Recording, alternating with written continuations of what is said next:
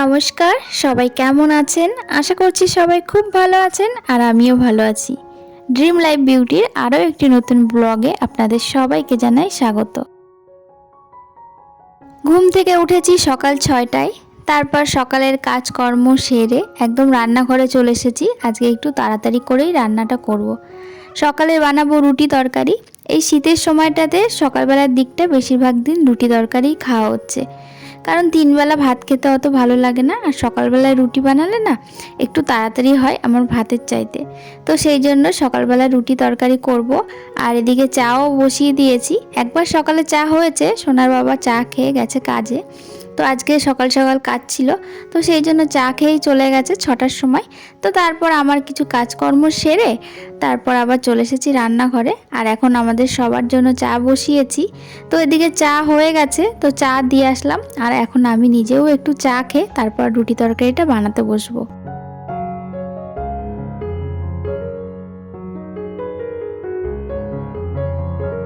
আজকে রুটির সঙ্গে কুমড়ো আলুর তরকারি করব। আর চা বানাতে বানাতেই তো আমার কুমড়ো আলুটা কেটে নিয়েছি।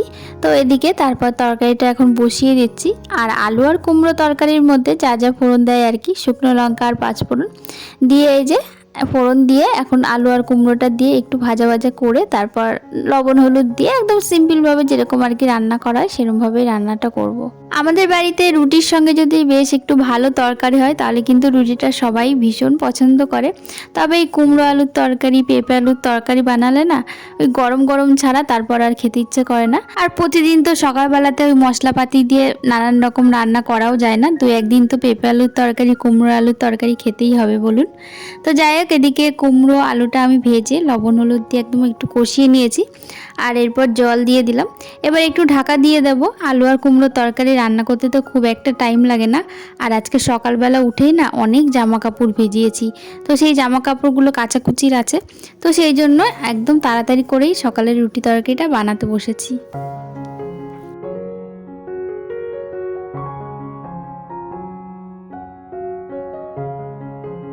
ছেলে এখনো পর্যন্ত ঘুমোচ্ছে, তো সকালের এই রান্নাটা করে তারপর ওকে ঘুম থেকে উঠাবো। তো ও দেরি করে তো ঘুম থেকে ওঠে। যেদিন স্কুল থাকে সেদিনকে তো সকাল সকাল উঠেই পড়ে, কিন্তু যেদিনকে স্কুল থাকে না সেদিনকে কিন্তু ওই 9টা 9:30 পর্যন্ত ঘুমিয়ে থাকে। তো চেষ্টা করি একটু তাড়াতাড়ি ওঠানোর, কিন্তু উঠতেই চায় না। তো জোর জবরদস্তি আর কি ওঠানো হয়। তো যাই হোক, এদিকে রুটিগুলো বানিয়ে নিচ্ছি। ওদিকে তো আমার তরকারিটা হয়েই গেছে।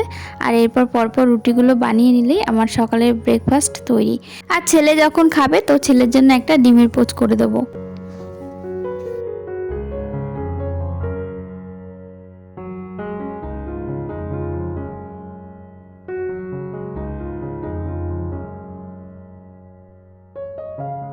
এদিকে আমার সব রুটিগুলোই বানানো হয়ে গেছে। আর লাস্টে একটা রুটি রেখেছিলাম চিনির পরোটা বানাবো করে। তো এই যে এর মধ্যে একটু চিনি দিয়ে তারপর ঘি দিয়ে ভেজে নিচ্ছি, আর তাহলেই হয়ে যাবে চিনির পরোটা। এরকম চিনি দিয়ে ঘি দিয়ে ভেজে আমার পরোটা খেতে কিন্তু খুব ভালো লাগে। আপনারা কে কে খান অবশ্যই কমেন্টে জানাবেন। আমার তো ভীষণ ভালো লাগে। আর আমরা যখন স্কুলে পড়তাম তখন কিন্তু মা এই পরোটা বানিয়ে টিফিনে দিত।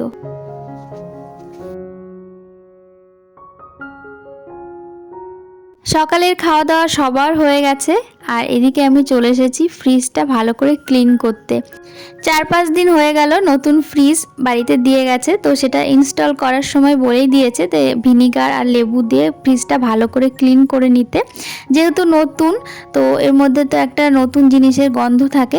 তো সেই জন্য এটা খুব ভালো করে ক্লিন করে নেব। জলের মধ্যে 2টো লেবু ভিনিগার দিয়েছি, দিয়ে এবার ভালো করে সব জায়গাতে ফ্রিজটা ভালো করে মুছে নেব। ফ্রিজটা আপাতত এখানে রাখা হয়েছে, কিন্তু এখানে থাকবে না, অন্য জায়গায় রাখা হবে। আসলে আমাদের রান্নাঘরটা এখনও পর্যন্ত কমপ্লিট হয়নি, আর একটু সময় লাগবে। তো তারপর ঠিক জায়গা মতো রাখবো। তো আপাতত এখানেই আছে। তো ফ্রিজটা 4-5 দিন হয়ে গেছে আনা হয়েছে, এখনও পর্যন্ত কোনো কিছুই রাখিনি। মানে ব্যবহার করা হয়নি, তো সেই জন্য ভাবছি এবার ব্যবহার করব। আর ব্যবহারের আগে কিন্তু ফ্রিজটা ভালো করে মুছে নিচ্ছি। আর এদিকে ছেলে দেখুন একটা স্টিকার আমার হাতের উপর লাগিয়ে বারবার টান দিচ্ছে। আসলে লোমগুলোতে টান লাগছে আর ওর খুব মজা লাগছে। তো এই তো হয় বাচ্চাদের, বলুন। তো দেখুন ফ্রিজটা খুব ভালো করে মুছে নিয়েছি। আর ফ্রিজটা কেমন হয়েছে আপনারা অবশ্যই জানাবেন। তো এই ফ্রিজটাই পছন্দ হয়েছে, খুব বড় না আবার একদম ছোটও না, মানে আমাদের খুব ভালোভাবে হয়ে যাবে। আর আমাদের বাড়িতে কেউই ফ্রিজে স্টোর করে কোনো কিছু রাখতে পছন্দ করি না। আর ফ্রিজে মানে বিভিন্ন জিনিসপত্র ফ্রিজ আপ করে তারপরে দিনের পর দিন খাওয়া স্বাস্থ্যকর না, তো খুব একটা আমরা পছন্দ করি না। আর সেই জন্যই কিন্তু এতদিন আমরা ফ্রিজটা কিনিনি। তবে এখন একটু আধটু তো লাগেই, বলুন। তো সেই জন্য কেনা হয়েছে, বিশেষ করে সবজি রাখার জন্যই কেনা হয়েছে। কারণ বাজারে গেলে তো একদিনে 2-3 দিনের সবজি নিয়ে আসে, আর সেই সবজিগুলো শুকিয়ে যায়, তখনই ভীষণ মানে খারাপ লাগে। তো সেই জন্যই ফ্রিজটা কেনা।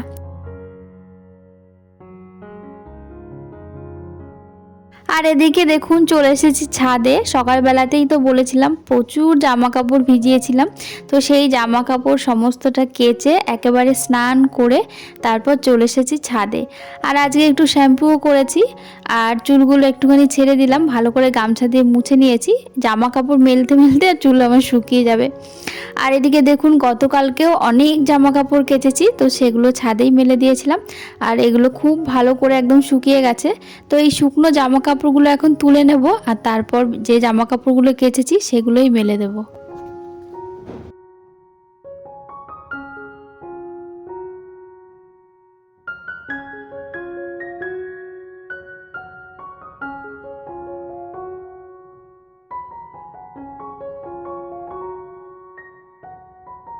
ছাদের সমস্ত দড়িগুলো একদম জামা কাপড়ে ভর্তি। তো আমার ছেলের আর ছেলের বাবার তিনজনেরই জামা কাপড় কম বেশি আছে, তবে ছেলের জামা কাপড়ই বেশিরভাগ রয়েছে। কারণ ও তো এখনও পর্যন্ত ছোট, আর দিনে 3-4 বার করে জামা কাপড় চেঞ্জ করতেই হয়। তো ওর জামা কাপড়টাই সবচাইতে বেশি হয়। আর আমার মনে হয় বাড়িঘর পরিষ্কার পরিচ্ছন্ন রাখার প্রথম যে ধাপ সেটাই হচ্ছে ওয়াশিং। আমরা প্রতিদিন যে সমস্ত জামা কাপড় বলুন, বিছানার চাদর থেকে একদম পরার জামা কাপড় থেকে সমস্ত কিছুই যা যা ব্যবহার করি সমস্ত কিছুই কিন্তু নিয়ম মাফিক কেচে দেওয়া উচিত। আর সমস্ত কিছু যদি একটু নিয়ম মেনে কাচাকুচি হয় তাহলে কিন্তু ঘর বাড়ি অর্ধেক পরিষ্কার পরিচ্ছন্ন থাকে। আর যে কোনো জিনিস পরিষ্কার পরিচ্ছন্ন দেখতে ভীষণ ভালো লাগে, আর পরিষ্কার পরিচ্ছন্ন জিনিস ব্যবহার করতেও কিন্তু ভীষণ ভালো লাগে। স্বাস্থ্যের জন্য খুব ভালো, আর মানসিক দিক থেকেও খুব ভালো। আর আমার কাছে বাড়িঘর পরিষ্কার পরিচ্ছন্ন করাটা ভীষণ মানসিকভাবে শান্তি দেয়। যেদিন যেদিন ঘর বাড়ি একটু বেশি পরিষ্কার পরিচ্ছন্ন করে রাখি, বা প্রতিদিনই তো করা হয়, তবে মাঝে মধ্যে একটু বেশি করে যেদিন ঘর বাড়ি পরিষ্কার পরিচ্ছন্ন করা হয় সেদিন যে এতটা মানসিকভাবে শান্তি পাই কি বলবো। আমার ঘরে তো তেমন একটা জিনিসপত্র নেই, তবে যেটুকু আছে সেইটুকু জিনিসটাই যদি পরিষ্কার পরিচ্ছন্ন করে রাখা যায় তাহলে কিন্তু দেখতে ভীষণ ভালো লাগে।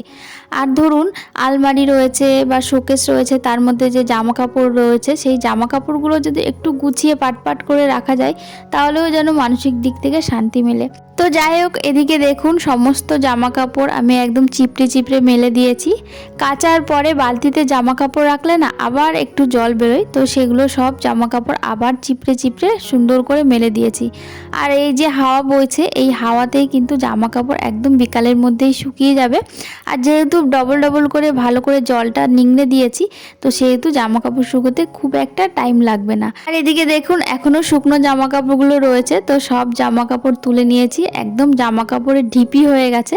তো এগুলো নিয়ে আপাতত ঘরে রাখবো, এখন তো ভাঁজ করার সময় নেই। তো বিকালবেলার দিকে বা সন্ধ্যার দিকে আমি একদম সুন্দর করে ভাঁজ করে রাখবো। আর এখন একটা কাঁচা ধোয়া বিছানার চাদর আলমারি থেকে বার করে নিচ্ছি। তো এই চাদরটা এখন বিছানায় পেতে দেবো, কারণ একটু পরেই ছেলে আবার এসে বিছানাতে বসবে, আর যদি তখন চাদর ছাড়া থাকে তাহলে এর মধ্যে বসে পড়বে। তো সেই জন্য বিছানার চাদরটা শুধুমাত্র পেতে দিচ্ছি। আর বালিশগুলো না আজকেও একটু রোদে দিয়েছি। রোদে বালিশগুলো দিলে বেশ গরম হয়ে যায় আর ফুলে ফুলে থাকে, আমার বেশ ভালো লাগে।